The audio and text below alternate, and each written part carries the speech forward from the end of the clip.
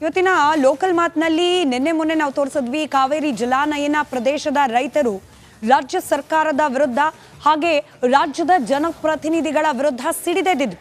ಕಾವೇರಿ ನದಿ ನೀರು ಹಂಚಿಕೆ ವಿಚಾರಕ್ಕೆ ಸಂಬಂಧಪಟ್ಟಂತೆ ತಮಿಳುನಾಡಿನಲ್ಲಿ ಆಗ್ತಾ ಇರುವಂತಹ ಗಟ್ಟಿ ನಿಲುವು ನಿರ್ಧಾರಗಳು ನಮ್ಮ ರಾಜ್ಯದಲ್ಲಿ ಆಗ್ತಿಲ್ಲ ಅನ್ನೋ ಅಸಮಾಧಾನ.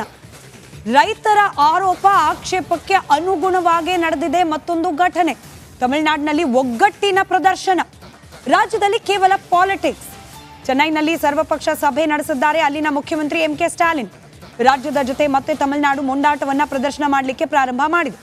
ಸರ್ವಪಕ್ಷ ಸಭೆಯಲ್ಲಿ ನೀರು ಹರಿಸುವಂತೆ ನಿರ್ಣಯ ಪಾಸ್ ಮಾಡಲಾಗಿದೆ. ಕರ್ನಾಟಕ ಸರ್ವಪಕ್ಷ ಸಭೆ ಬಗ್ಗೆ ಕೂಡ ತಮಿಳುನಾಡಿನಲ್ಲಿ ನಡೆದ ಆಲ್ ಪಾರ್ಟಿ ಮೀಟಿಂಗ್ನಲ್ಲಿ ಭಯಂಕರ ಚರ್ಚೆ ಆಗಿದೆ.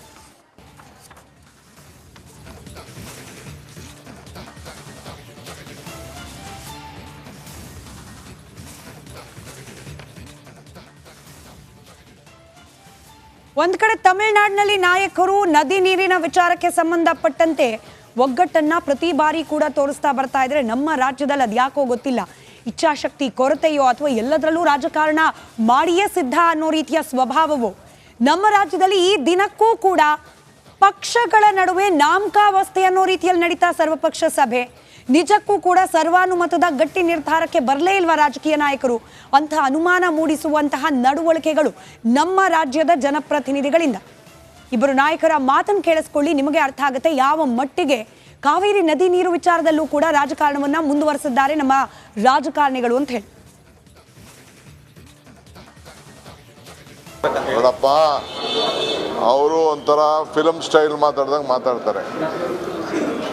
ಅವರು ಗೋಡಂಬಿ ದ್ರಾಕ್ಷಿಗೆ ಕರಿತಾ ಇದ್ದೀವ ನಾವು, ಮತ್ತೆ ಯಾಕೆ ಕಳಿಸಿದ್ರು ಅವ್ರ ಪಾರ್ಟಿಯವ್ರನ್ನೆಲ್ಲ? ಅವ್ರಿಗೆ ರಾಜ್ಯದ ಹಿತದ ಬಗ್ಗೆ ರಾಜಕಾರಣ ಬಿಟ್ಟರೆ ರಾಜ್ಯದ ಹಿತದ ಬಗ್ಗೆ ಕಾವೇರಿ ಬಗ್ಗೆ ಯಾವತ್ತೂ ಅವರು ತಲೆ ಕೆಡಿಸ್ಕೊಂಡಿರಲಿಲ್ಲ.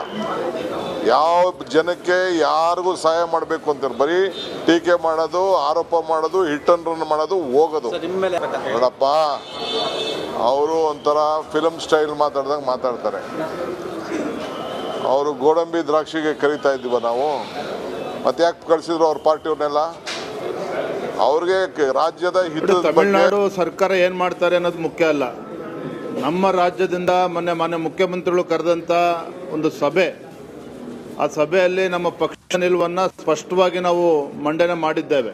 ತಮಿಳುನಾಡು ಸರ್ಕಾರ ಪದೇ ಪದೇ ಪ್ರತಿ ಸಂದರ್ಭದಲ್ಲೂ ಕೂಡ ಪ್ರತಿ ವರ್ಷವೂ ಕೂಡ ಖಾತೆ ತೆಗಿತಾನೆ ಇರ್ತದೆ. ಇವತ್ತೇನು ಟ್ರಿಬ್ಯುನಲ್ ಏನಿದೆ ಅಲ್ಲಿ ಇನ್ನೂ ಎಫೆಕ್ಟಿವ್ ಆಗಿ ನಮ್ಮ ವಾದವನ್ನು ಮಂಡನೆ ಮಾಡಬೇಕು, ಅದಕ್ಕೆ ಸೂಕ್ತ ಅಡ್ವೊಕೇಟ್ಸ್ಗಳನ್ನು, ನ್ಯಾಯವಾದಿಗಳನ್ನು ಇಡಬೇಕು ಅನ್ನೋ ಮಾತನ್ನು ಕೂಡ ನಾವು ಮಾನ್ಯ ಮುಖ್ಯಮಂತ್ರಿ ತಿಳಿಸಿದ್ದೇವೆ. ಆ ನಿಟ್ಟಿನಲ್ಲಿ ನಿರ್ಧಾರವನ್ನು ಕೈಗೊಳ್ತಾರೆ ಅನ್ನೋ ವಿಶ್ವಾಸ ನಮಗೂ ಕೂಡ ಇದೆ. ನೋಡಿ, ತಮಿಳುನಾಡು ಸರ್ಕಾರ ಏನು ಮಾಡ್ತಾರೆ ಅನ್ನೋದು ಮುಖ್ಯ ಅಲ್ಲ. ನಮ್ಮ ರಾಜ್ಯದಿಂದ ಮೊನ್ನೆ ಮುಖ್ಯಮಂತ್ರಿ ಪ್ರಜ್ವಲ್ ರೇವಣ್ಣ ಅವರ ಕುರಿತಾದ ಸುದ್ದಿ. ಪರಪನಾಗ್ರಹರ ಜೈಲಿನಲ್ಲಿದ್ದಾರೆ ಲೈಂಗಿಕ ದೌರ್ಜನ್ಯ ಅತ್ಯಾಚಾರ ಪ್ರಕರಣದಲ್ಲಿ.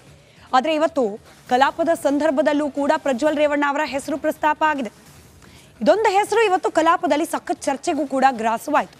ಯಾಕೆ, ಏನಾಯ್ತು, ಯಾರು ಏನಂದ್ರು, ಇದೆಲ್ಲದರ ಬಗ್ಗೆ ಡೀಟೇಲ್ಸ್ ನಿಮ್ಮ ಮುಂದೆ.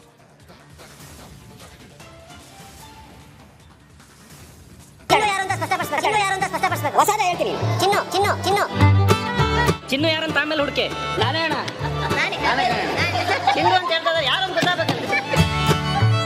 ರಾಜ್ಯದಲ್ಲಿ ಸಖತ್ ಸುದ್ದಿ, ಸಖತ್ ಗದ್ದಲ, ಮಸ್ತ್ ಹಲ್ಚಲ್ ಎಬ್ಬಿಸಿದ ಸುದ್ದಿಗಳಲ್ಲಿ ಪ್ರಜ್ವಲ್ ರೇವಣ್ಣ ಕೇಸು ಕೂಡ ಒಂದು. ಇವತ್ತು ಅದೇ ಸುದ್ದಿ ಕಲಾಪದಲ್ಲಿ ಕೇಕೆ ಹಾಕಿತು.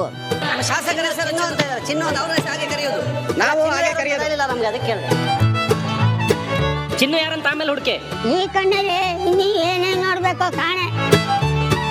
ಒಂದು ಆರ್ ಅಶೋಕ್ ಮಾತಾಡ್ತಿದ್ರೆ ಶಾಸಕ ರಿಜ್ವಾನ್ ಅರ್ಷಾದ್ ಮಿಡ್ಲಲ್ಲಿ ಎಂಟ್ರಿ ಕೊಟ್ರು. ಪ್ರಜ್ವಲ್ ರೇವಣ್ಣ ಕೇಸ್ ಗಂಭೀರವಾಗಿಲ್ವಾ ಅಂದ್ರು. ಮಹಿಳೆಯರ ಮರ್ಯಾದೆ ಮುಖ್ಯ ಅಲ್ವಾ ಅಂತ ಪ್ರಶ್ನೆ ಮಾಡಿದ್ರು. ಇದೇ ಗ್ಯಾಪ್ ಅಲ್ಲಿ ನನ್ಗೂ ಸ್ವಲ್ಪ ಮಾತಾಡಕ್ಕೆ ಚಾನ್ಸ್ ಕೊಡ್ರಪ್ಪ ಅಂತ HD ರೇವಣ್ಣ ಕೇಳ್ಕೊಂಡ್ರು. ಪ್ರಜ್ವಲ್ ರೇವಣ್ಣ ಕೇಸ್ ಬಗ್ಗೆ ನಾನು ಮಾತಾಡ್ತೀನಿ ಅಂದ ರೇವಣ್ಣ ಆ ಕ್ಷಣಕ್ಕೆ ಸ್ವಲ್ಪ ಭಾವುಕರಾದ್ರು. 25 ವರ್ಷ ನಾನು ರಾಜಕೀಯ ಮಾಡಿದ್ದೀನಪ್ಪ ಅಂದ್ರು.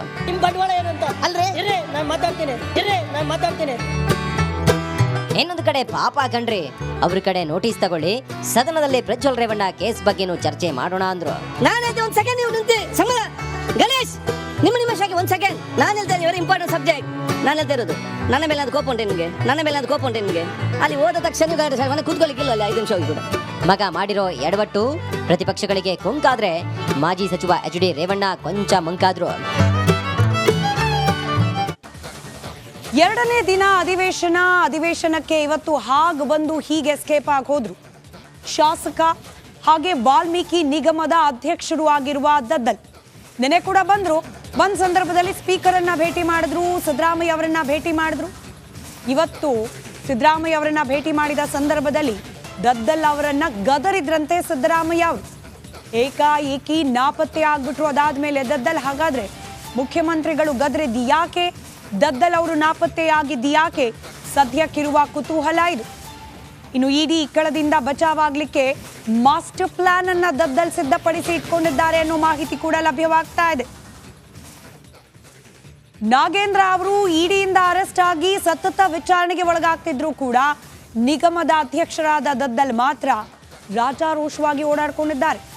ಕಲಾಪಕ್ಕೂ ಕೂಡ ಹಾಜರಾಗಿದ್ರು. ನಿನ್ನೆ ಇವತ್ತು ಬಂದ್ರು, ಮುಖ್ಯಮಂತ್ರಿಗಳನ್ನ ಭೇಟಿಯಾದ್ರು. ಮುಖ್ಯಮಂತ್ರಿಗಳು ಗದರಿದ್ದೇ ತಡ ವಿಧಾನಸೌಧದಿಂದ ನಾಪತ್ತೆ ಆಗಿದ್ದಾರೆ ದದ್ದಲ್.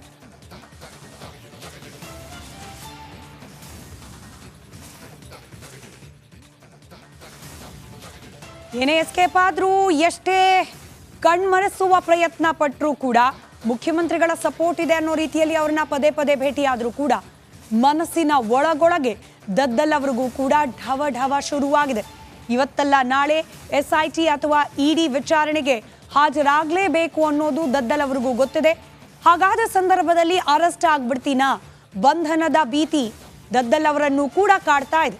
ಇದಕ್ಕೆ ಸಂಬಂಧಪಟ್ಟಂತೆ ಒಂದು ವರದಿ ಇದೆ, ಗಮನಿಸಿ.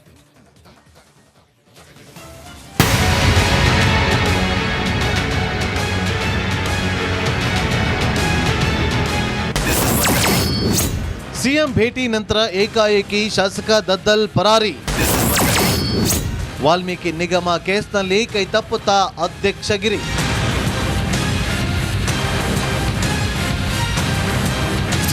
ಕೂಲ್ ಆಗಿ ಕಲಾಪಕ್ಕೆ ಎಂಟ್ರಿ ಕೊಟ್ಟ ದದ್ದಲ್ ದಿಢೀರ್ ಗಾಬರಿ ಆದ್ರು. ವಾಲ್ಮೀಕಿ ನಿಗಮ ಹಗರಣಕ್ಕೆ ಸಂಬಂಧಪಟ್ಟಂತೆ ವಿಧಾನಸೌಧದಲ್ಲಿ ಸೀಕ್ರೆಟ್ ಸಭೆ ನಡೆಯಿತು. ಸಿಎಂ ಕಾನೂನು ಸಲಹೆಗಾರ ಪೊನ್ನಣ್ಣ, ಸ್ಪೀಕರ್ ಹಾಗೂ ದದ್ದಲ್ ಜೊತೆ ಸಿಎಂ ಸಿದ್ದರಾಮಯ್ಯ ಸಮಾಲೋಚನೆ ನಡೆಸಿದ್ರು.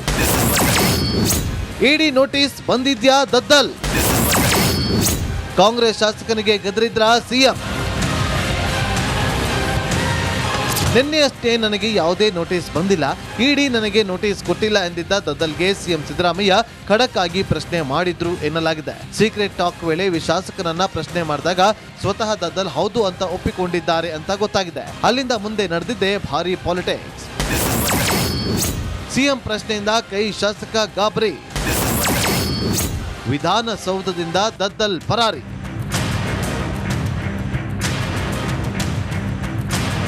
ಇಡಿ ಅಧಿಕಾರಿಗಳಿಂದ ಬಂಧನ ಭೀತಿ ಎದುರಿಸುತ್ತಿರುವ ಶಾಸಕ ದದ್ದಲ್ ಏಕಾಏಕಿ ವಿಧಾನಸೌಧ ಅಂಗಳದಿಂದ ಪರಾರಿಯಾದ್ರು. ಮಾಧ್ಯಮಗಳ ಕಣ್ತಪ್ಪಿಸಿ ಲಿಫ್ಟ್ನಲ್ಲಿ ಎಸ್ಕೇಪ್ ಆದ್ರು. ಇನ್ನು ಇಷ್ಟೆಲ್ಲ ಬೆಳವಣಿಗೆ ಮಧ್ಯೆ ವಾಲ್ಮೀಕಿ ನಿಗಮ ಮಂಡಳಿ ಅಧ್ಯಕ್ಷ ಸ್ಥಾನಕ್ಕೆ ಶಾಸಕ ದದ್ದಲ್ ರಾಜೀನಾಮೆ ಕೊಡ್ತಾರಾ? ಮುಜುಗರದಿಂದ ತಪ್ಪಿಸಿಕೊಳ್ಳಕ್ಕೆ ಸರ್ಕಾರ ಇಂತಹದೊಂದು ಟಪ್ಪಣೆಯನ್ನ ಹೊರಡಿಸುತ್ತಾ ಅನ್ನೋದು ಸದ್ಯ ಕುತೂಹಲ ಕೇಳಿಸಿದೆ. Bureau report, Republic Kannada. ಹಾಗಾದ್ರೆ ದದ್ದಲ್ ಅವರ ಮುಂದಿರುವ ಆಯ್ಕೆ ಏನು? ಹೀಗೆ ಎಷ್ಟು ದಿನ ಕಣ್ತಪ್ಪಿಸ್ಕೊಂಡು ಮಾಧ್ಯಮಗಳಿಂದ ತಲೆಮರೆಸ್ಕೊಂಡು ಓಡಾಡ್ತಾ ಇರಬಹುದು ದದ್ದಲ್ ಅವರು? ಕಾನೂನಾತ್ಮಕವಾಗಿ ವಿಚಾರಣೆಗೆ ಹಾಜರಾಗೋದು ಎಷ್ಟು ಅನಿವಾರ್ಯ? ಬಂಧನಕ್ಕೆ ಒಳಗಾಗೋದ್ರಿಂದ, ಕಲಾಪ ನಡೀತಿರೋದ್ರಿಂದ ಒಂದು ರೀತಿ ಇಮ್ಯುನಿಟಿ ಏನಾದರೂ ಸಿಕ್ಕಿಬಿಟ್ಟಿದೆಯಾ ದದ್ದಲ್ ಅವರಿಗೆ? ಇದೆಲ್ಲದಕ್ಕೆ ಸಂಬಂಧಪಟ್ಟ ಒಂದಷ್ಟು ಅಂಶಗಳನ್ನು ಗಮನಿಸ್ತಾ ಹೋಗೋಣ. ವಾಲ್ಮೀಕಿ ನಿಗಮ ಹಗರಣ ಕೇಸ್ನಲ್ಲಿ ಹಾಗಾದ್ರೆ ಮುಂದಿರುವ ಮಾರ್ಗ ಏನು ಅನ್ನೋದಕ್ಕೆ ಸಂಬಂಧಪಟ್ಟಂತೆ SIT ಹಾಗೆ ಇಡಿ ಸದ್ಯಕ್ಕೆ 2 ಇಲಾಖೆಯೂ ಕೂಡ ವಿಚಾರಣೆ ನಡೆಸ್ತಿರೋದ್ರಿಂದ ಈ ವಿಚಾರಣೆಗಳಿಗೆ ಹಾಜರಾಗೋದು ಅನಿವಾರ್ಯ. ವಿಚಾರಣೆಗೆ ಕರೆದಾಗ ಹೋಗದೆ ಹೋದ್ರೆ ವಿಚಾರಣೆಗೆ ಹಾಜರಾಗಿಲ್ಲ ಅನ್ನೋ ಕಾರಣದಿಂದಲೇ ಬಂಧಿಸುವ ಸಾಧ್ಯತೆ ಕೂಡ ಇದೆ. ಆದರೆ ಸದನದ ಹೆಸರಲ್ಲಿ ವಿಚಾರಣೆಗೆ ಹಾಜರಾಗೋಕೆ ಟೈಮ್ ಅನ್ನ ಕೇಳುವ ಅವಕಾಶ ಇದೆ. ನಿನ್ನೆಯಷ್ಟೇ ನಾವು ಗಮನಿಸಿದ್ವಿ, ಜನಪ್ರತಿನಿಧಿಗಳ ನ್ಯಾಯಾಲಯಕ್ಕೆ ನಾಗೇಂದ್ರ ಅವರ ಪರ ವಕೀಲರು ಈ ಬಗ್ಗೆ, ಅಂದ್ರೆ ಸದನದ ಕಲಾಪದಲ್ಲಿ ಹಾಜರಾಗಲಿಕ್ಕೆ ಅವಕಾಶವನ್ನ ಮಾಡಿಕೊಡುವ ಬಗ್ಗೆ ಅರ್ಜಿಯನ್ನ ಹಾಕುವ ಸಿದ್ಧತೆಯನ್ನ ಮಾಡ್ಕೊಳ್ತಿದ್ದಾರೆ ಅಂತ ಹೇಳಿ. ಒಬ್ಬ ಜನಪ್ರತಿನಿಧಿ, ಅದರಲ್ಲೂ ಚುನಾಯಿತ ಶಾಸಕ ಸದನದ ಕಲಾಪಗಳಿಗೆ ಹಾಜರಾಗಬೇಕು ಅನ್ನೋದು ನಿಯಮ. ಹೀಗಾಗಿ ಈ ವಿಚಾರಣೆಗೆ ಹಾಜರಾಗೋ ಸಂದರ್ಭದಲ್ಲಿ ಕಲಾಪದಲ್ಲಿ ಹಾಜರಾಗ್ಲಿಕ್ಕೆ ಸಾಧ್ಯ ಆಗೋದಿಲ್ಲ.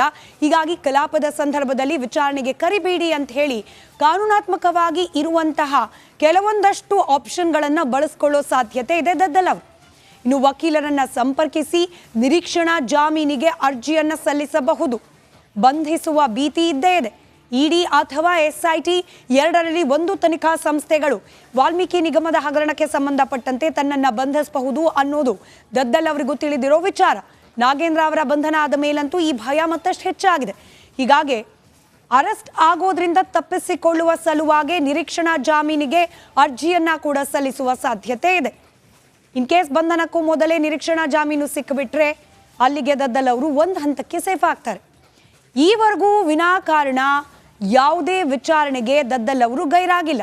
ಕರೆದಾಗೆಲ್ಲ ಹೋಗಿದ್ದೀನಿ ಅನ್ನೋದನ್ನ ಬಹಳ ಅಚ್ಚುಕಟ್ಟಾಗಿ ನಿಭಾಯಿಸ್ತಿದ್ದಾರೆ, ತೋರಿಸ್ತಿದ್ದಾರೆ ಕೂಡ. ಇದೇ ಅಂಶವನ್ನ ಮುಂದಿಟ್ಕೊಂಡು ನಿರೀಕ್ಷಣಾ ಜಾಮೀನಿಗೆ ಅರ್ಜಿಯನ್ನ ಸಲ್ಲಿಕೆ ಮಾಡುವ ಸಾಧ್ಯತೆ ಕೂಡ ಇದೆ.